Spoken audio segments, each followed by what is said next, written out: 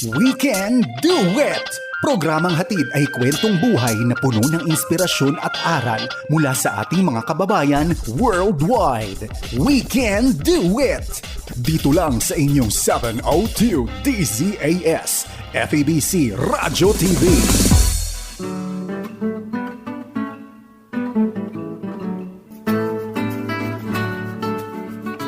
And from Southern California, the Far East Broadcasting Company presents We Can Do It! Ate Maru, can you imagine, nasa lagpas na tayo kalahati ng Hunyo at halos kalahati na ng taon. Ito ang buwan na kung kasaan pinagdiriwang natin, kung kailan pinagdiriwang natin ang anibersaryo ng Far East Broadcasting Company. DZAS, isa sa maraming impilan ng FEBC. Kaya salamat sa Diyos sa pagkakataong ito. As we say, ang We Can Do It, isang weekly program. Tinatampok natin ng mga kwentong may kwenta at mga guest na may mga masasabi sa atin magaganda. Excited ako, Ate Maru. Dahil sa ang ating program sa June, it brings me back to 1970s, 1978, 79, 77. At pati yung ating programa noon na ating pinangunahan, you and I were hosting that program called Tagis Himig. Ngayon wala na yun eh. Oo nga Alam mo, ang pinakapasimula niyan, it was a program called Taginting, 1974. Oo, hosted 1973. by Glendine and Dulce. Isan. And then, isang taon lang yon. And then, noong 1977, iniatas sa akin noon magsimula ng isang amateur singing contest tulad ng Taginting. Ang ginawa ng nanay, binigyan ng panibagong pangalan. Tagis Himig, tagisan ng mga himig. 1978, 79, 80, at yung champion na 1980, ang ating guest ngayon. Yes. Very excited ako makausap natin at makita ng mga tagapakinig natin, manunood, ang ating 1980 champion ng Tagis Himig. Ikaw na magpakilala, Ate Maru. Walang iba kundi si... Walang iba kundi si... Cindy De La Paz, Lacanilao. Yay! Ate Cindy, magandang gabi, magandang hapon. Kamusta po kayo diyan? Ayos po. Amen. God is good. Lagi. Wow. Since bring us back nung 1980 Grand Finals, ano ba ang isa sa mga kinanta mo? Kasi actually, dalawa yung pinapakanta natin sa Tagis eh. Isang English at Tagalog. Opo. So, ano yung kinanta mo sa English? Anong gusto mong kantahin ba? English, Tagalog? Ikaw? Since nasa Amerika kayo, Okay. edi ang Gusto mo- kakantahin ko ay English. Okay. At saka yung paborito mong, ang mga gagmay nga bulak sa Ilonggo version. May Visayan version ito. Yeah, okay. So, Since share us, bring us back to that Sasample time. tayo. Yes, please. Naku, I will please. try. Kasi medyo dekada na ang binibilang dito, no? Tama yun. Pareho tayo. Here goes. Ayun. Little flowers never worry when the wind begins to blow, and they never cry when the rain begins to fall. Though it's wet and oh so cold, soon the sun will shine again, and they'll smile unto the world for their beauty to behold. So let it rain, let it rain, let it pour. Let troubles keep on knocking at my door. If we learn the right from wrong, it will help to make us strong. Yeah! Mabuhay na ang mga bagay-bagay dahil. Gininto ang tinig ng kapatid na Cindy De La Paz, Lacanilao. Ate Cindy, tiga saan po kayo original sa Pilipinas? Anong tubo kayo? Ako po'y, taga Manila lang talaga. Well, ang mother ko is from Bicol and the tatay ko talagang Manila eh. So, doon na kami lumaki. wala akong probinsya, nakikiprobinsya lang ako pag bakasyon, ganyan. Wow, Yun. wow. And then, since, how did you come to know FEBC? Alam ko, nandun ka bago ka naging announcer, di ba? Opo. So, paano ka nakapunta at nalaman mo itong DZAS or FEBC? Ayan, naku, maganda ang backstory ko dyan. Mhm.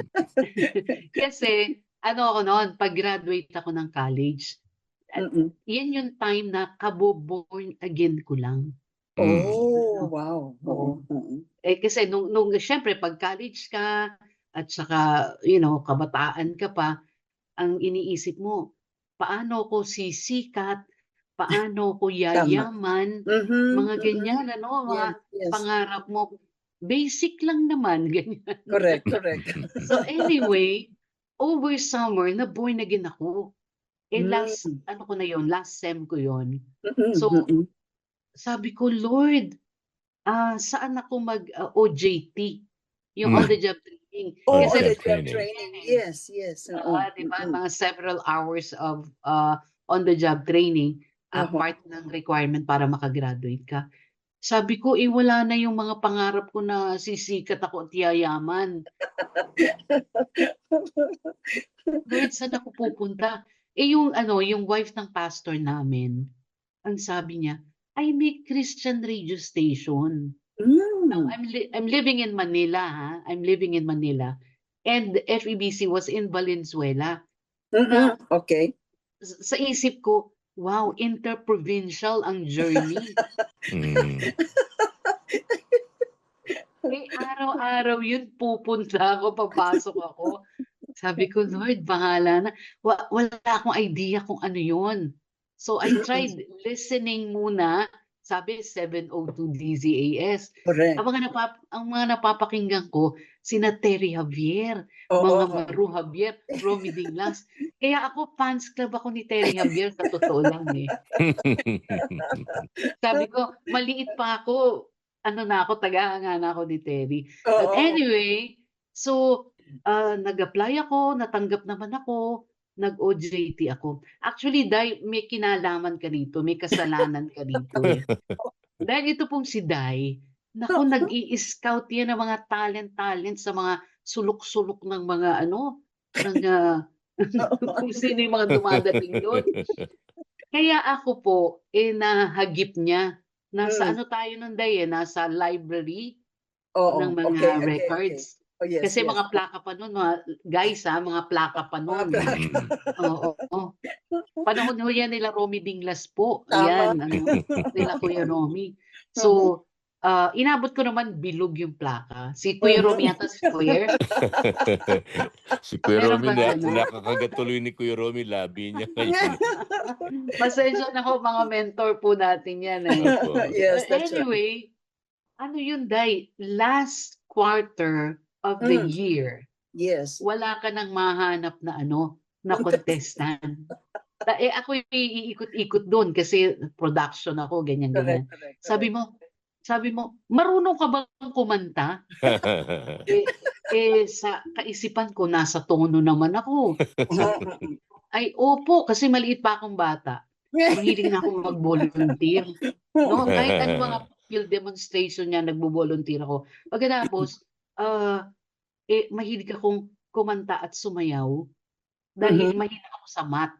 So, nilalaan ko na lang sa mga activities na Bekenemen pumasa ako, ganyan. So, sabi ko, opo, sabi ko sa iyo, Day. Sabi niya, gusto mo bang audition dito, sumali sa Ay, paano po ba yan? Day, ang alam ko lang na kanta nung bagong Christian nga ako, no? Oo. He is Lord, at saka Come Holy Spirit. Yun lang ang alam kong kanta. Yes. Sabi ko, paano ako mag-audition? Wala akong alam na gospel song. Hindi, bibigyan kita. So, binigyan mo ko, ayan, yung kinanta ko na yan, isa yan sa mga binigay mo sa akin. Talaga? Oo. So, inaral-aral ko yan. Hanggang sa pinasali mo ko O nanalo naman ako sa weekly. Hindi ko na Yes, yes. matandaan kung anong premyo nun, Day, ah. 50 pesos ba, Day? Pagkakala ko 10 pesos pa lang yun, tsaka binigyan ka ng t-shirt. Mga gano'n-gano'n. Aboy, Mm. masayang-masaya na ho tayo Aba, niyan, ah. siyempre. Oo. Oo, weekly, tapos monthly. Ang bilis nun, eh, kasi isang Correct. buwan lang naganap Yes, lahat yes, yan, ano. recording. Oo. Mhm. And then, nakaabot ako ng sa biyaya ng Diyos, sa grand finals. Mhm. Nakapanalo ka Kontakin sa... mo yan. Oo, Oo. In fact, ano pa nga, dahil ang mga katunggali ko nun, ang Oh, lalim Mhm. yan, Siyempre, pang ano malalim na yan, salita yan. pang mga Oo nga, ang matatanda yan. lalim Ang yan. katunggali Oo. ko nun, Mhm. ay ang mga matitinding mga Ruben Laurente, Oh my. Mm. Uh-huh. Cynthia Capacete, Mhm. Malulanda Sabal. Oh, Alam, wow. ginanap yan sa San Miguel Auditorium. Tinuloy-tuloy ko na ang kwento, Day, Oh, tama, Sige, tama, sige. tama Meron ka yan. pang Tama itatanong. yan. Sa Oo. Makati yung San Miguel Auditorium na yan. Sige, go ahead. Pasensya Go niyo ho ahead. kayo. Go Ang ahead. inyong ini-interview ay walang dead air. So, Sige, so sige. ganun ang nangyari. And then, ang sabi pang ganun, kasi mas nauna nun si Cynthia Capacete, di ba, panghuli nga ako. Yeah, oo. Yung isang napili kong song, napili niya, yung Ordinary People ba? Oh, I see. Okay. Oo. So what did you do? Sabi niyo, ay hindi yan, hindi, kasi may kakanta na niyan. Sabi niyo, so pinag-aral niyo ako ng bagong kanta sa loob ng 1 linggo. Wow. Wow. Sabi, nakakatakot. Naku, ganyan. Oo. Tapos sige, pumayag na ako dahil ano bang magagawa natin. So yun, no, inaral ko siya. Yung mindset ko habang umaandar yung contest, kasi panghuli ako makakanta, so Mhm. narinig ko lahat ng kalaban ko. Correct, Mhm. correct. Oo, Oo. tama, So tama. hindi tama yun, di ba? Maano ka nun, Day? Manervyos ka ba, Day? Oo, yeah, Oo. of course, of course. Yung parang, Lord, paano ako mananalo? Ang huhusay ng mga ito. Sabi ko ganyan. Ang mindset ko na lang, Lord, matapos na lang. At makauwi na ako ng bahay. So, very long story short, ay umawit, tinry, medyo sumablay pa nga yung umpisa ko kasi anong nota daw yun? Ano Sa ba San yung Miguel kanta? Auditorium. Ano ba yung kanta mo? Yung Na isa? ikalawa, yung Oh. Tagalog adaptation ng The Witness. The Witness. I see. Can you still Oo. remember a line of it? Ay, syempre hindi na. Hindi na. Oh, sige. Yung Okay. yan Peter's song, Mm-mm. awit ni Peter, yung siya, yung I see. yung time na dininay niya ang Panginoon, ganyan.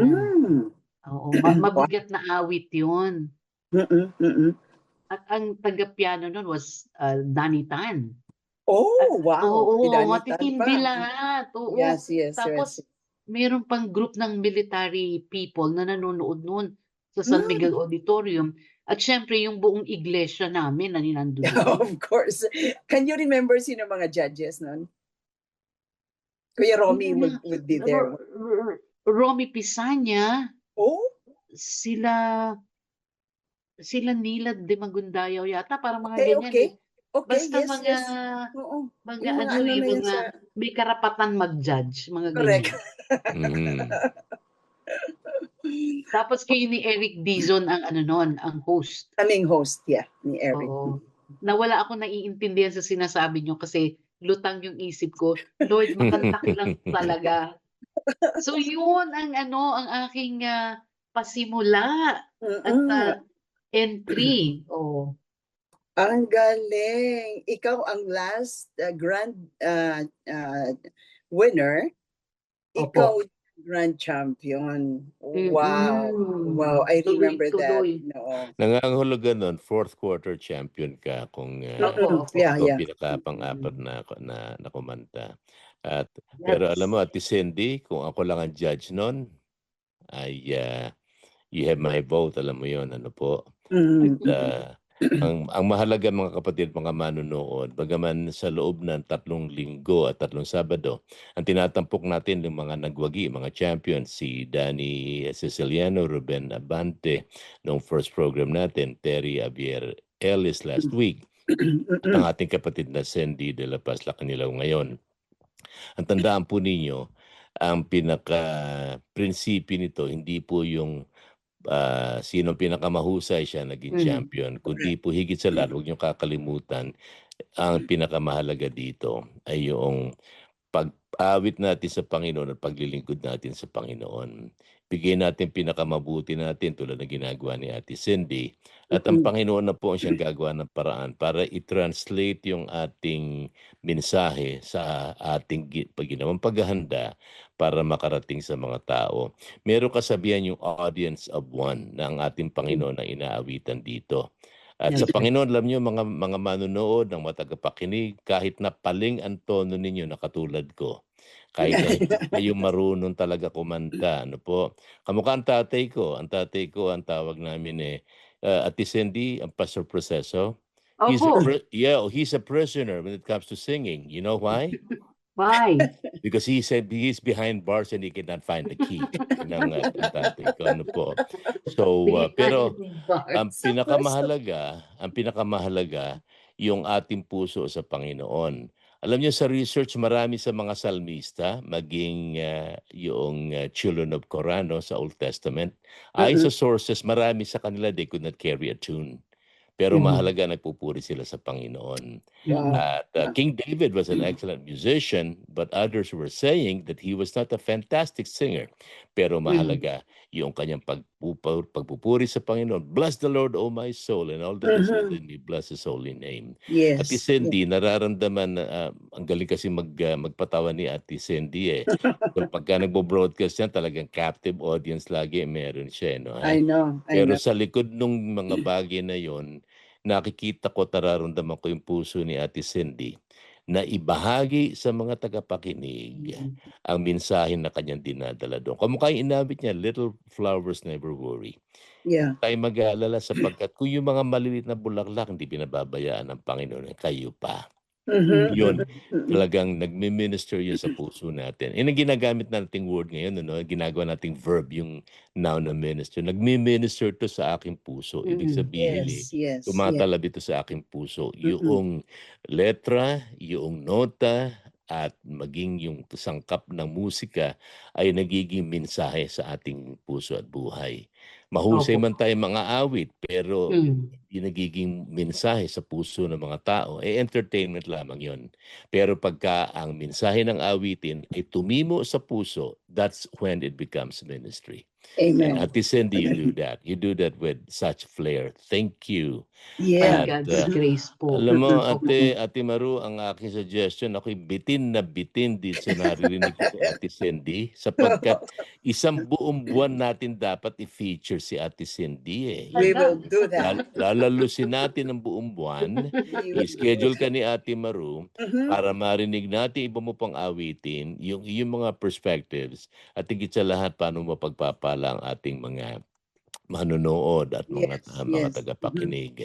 At mga kaibigan, familiar po sa inyo, inyong nakikita, naririnig, sapagkat yan po ay lagi nyo naririnig sa 702 at ating kapatid na Cindy. That's right. De la Paz Lacanilaw. Aside from yung ating programa ngayon, Ate Cindy, ano-ano yung mga ministry involvement o program involvement sa panahon ito, ate? Matanda ako sa'yo. Tinatawag lang kitang ate kasi ginagalang kita. Malaki tanda ako sa'yo. Kahit Alam ko na mga lola at lolo, ate ang tawag sa akin because of what I do on radio. But it's okay. Kakatapos ko lang because before the pandemic, natapos yung stint ko with Pinoy Connection. Yun yung programming ng FEBC beamed sa mga OFWs. Okay. Yon. So, natapos yun before the pandemic. But after that, during the pandemic, nabuo naman yung podcast namin nila. Terry, Cathy Alvarado, Bishop Jonover Luklukan. Actually, ni-start natin yan, Ate Maru Yes, no, Life with Gig, no? Life with Gig. That's right. That's right. Oo. So, tinuloy namin at hanggang ngayon ay nagpapatuloy pa rin siya. That And is good. sa church naman, kami mag-asawa po, we're pastoring a church in Valenzuela. At ako po ay abang tagapagturo ng salita ng Panginoon. Amen. Woo-hoo. Sa biyaya po niya. Ayan, nako. Lalo na sa mga panahong ito, no, sa mga nagaganap sa mundo, lalong bigyang diin ang pag-aaral ng salita ng Panginoon. Hindi Correct. lang yung you read it devotionally, dapat po meditating the word, eating the word, digesting the word, and studying it really. At every time we see and experience God sa atin at na-encounter natin siya sa pag-aaral natin ng salita ng Diyos. Alam mo, very exciting yan. Yeah, that's Grabe true. pala. Mhm. Grabe pala. Lalo na nung nag-aral na kami ng tribulation. Grabe. Oh, wow, wow. Grabe. Kulang ang isang pasada eh. Grabe. Anyway. My best regards sa aking inaanak, si Be Lacanilao. Ito po, mga inaanak ko po ito sa kasal. Sa kasal, kaya ninang ang tawag namin dyan. Right. But isipin mo naman, Ate Maru, ganito na kami katanda ngayon. Si Ephraim hubad bang tatakbo-takbo sa ulan, nakikita ko na sa compound ng FEBC. Sa compound, yeah. Teka, ako nag-charge. Okay. Opo, totoo po yun. Kapitbahay sila. That's true. Alam mo, ang buhay sa Panginoon, hindi mo talaga alam how the Lord would lead you from the singing to being an announcer. You stuck it out with FEBC. For many years. yung munting advice na yon from yung wife ng aming pastor. Sinabi lang niya, try mo. Hindi ko alam ang buong kinabukasan ko pala inaandun. Pati ang mapapangasawa ko. Pati ang mapapangasawa ko. Taga-compound ng FEBC. Kaya whether you like it or not, andun ako talaga, Day. Tama.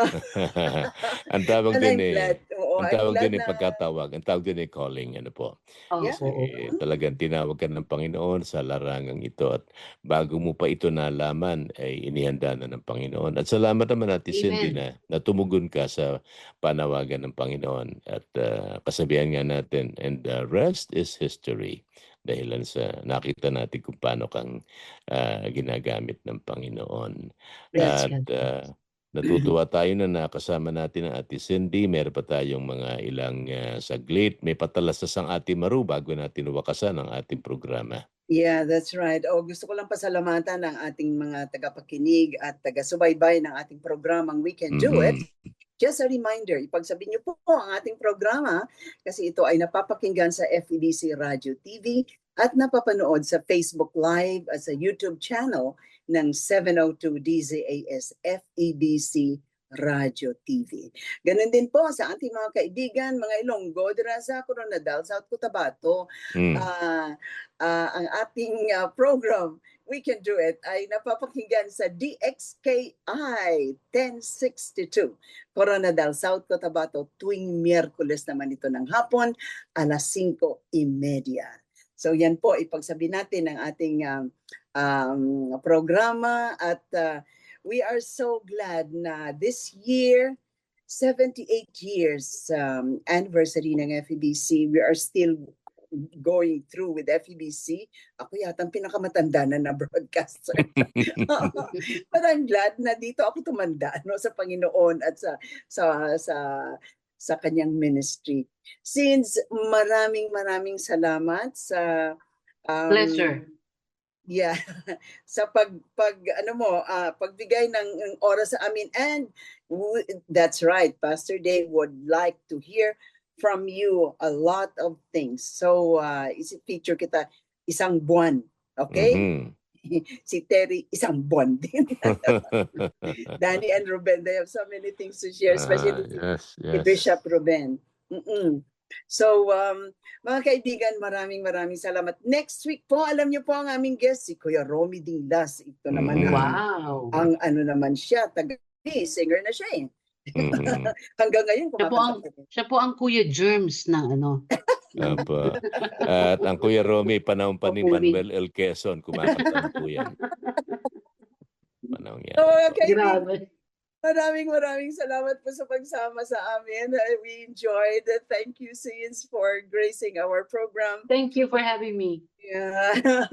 We enjoyed every minute. So, ito po ang inyong kaibigan sa We Can Do It, Ate Maru Cepeda Javier. Kasama naman si... Dave Marcelo po at maraming salamat sa ating engineer sa control, John Philip Lagtapon. Tularan niyo si Ate Cindy, ngingiti kayo lagi. Tinan niyo yung kanya napakamagandang mukha. I know. Po. At tandaan ninyo naman ang ating sitwasyon sa buhay. Sabi nga ni St. Paul, I can do all things through Christ who gives me strength. Kaya sabay-sabay tayo, Ate Cindy, yung ating pinaka last line. Ano po? Basta kasama natin ang ating Panginoon, tuturo tayong gano'n, sabay-sabay tayo, tuluran mo ang Ate Maru. Pagkasama natin ang Panginoon sa ating buhay, tandaan ninyo, we can do it. Woohoo! Thank you mga kaibigan and we'll see you again next week. Inyong narinig ang We Can Do It! Dito lamang sa inyong 702 DZAS, FEBC Radio TV, Agapay ng Sambayanan.